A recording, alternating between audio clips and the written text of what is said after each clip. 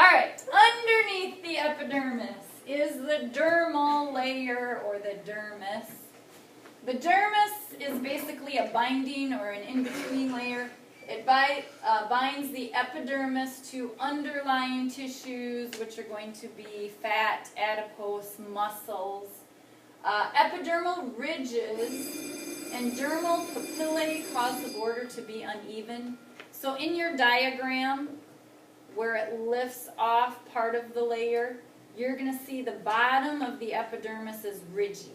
So it kind of works to catch to that, or attach to the dermis, so that they bind together and stick together very well. You would not want your top layer of skin just coming unattached.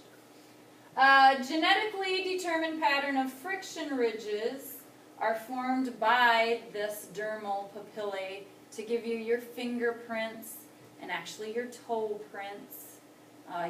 When you're born, typically they're going to take fingerprints and feet prints when you're born.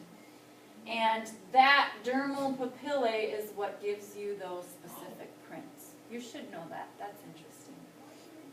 The dermis itself consists of areolar, very loose tissue, and dense connective tissue that has the collagen and elastic fibers in it. And those fibers are going to have a gel-like substance that surrounds them. So basically, before I switch, the dermis has areolar, which is loose, with these collagen and elastic fibers that run through that tissue. Dermis is where you're going to find most of your blood vessels. So the dermal blood vessels carry all the nutrients that are needed for your skin, and it's going to take those nutrients. When you look at that diagram that I said you needed to know, the blood vessels are going to be at the bottom, and they're going to kind of branch up at the bottom, and they're going to bring nutrients to that basal layer of your skin.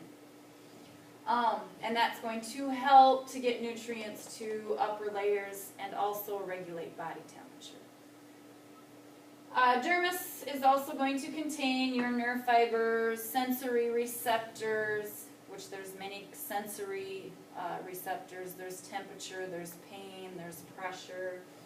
Hair follicles originate in your dermis. Sebaceous glands and sweat glands, and we'll talk about the difference between those later. They're similar, but they have different functions. So those are also located in your dermis. And here again, back to that picture. So epidermis, when I actually look at it, it's fairly thin.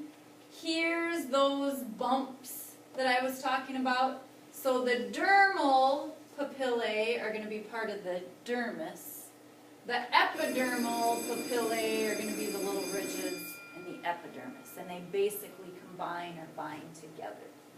So the epidermis is fairly thin, and most of this top layer is completely dead cells that you lose constantly. Your dermis is by far the thickest layer of your skin, and it's going to hold, when we start talking about the accessory organs, it's going to hold most of your accessory organs. So your hair shaft originates here. Here's the blood vessels that I was talking about that are going to reach up into the dermis and kind of go across.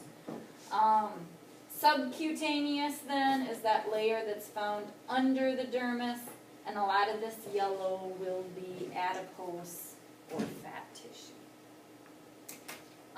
Erector, we'll talk about this later, but when you have goosebumps, it's these little erector pili muscles that make your hair stand up and give you goosebumps.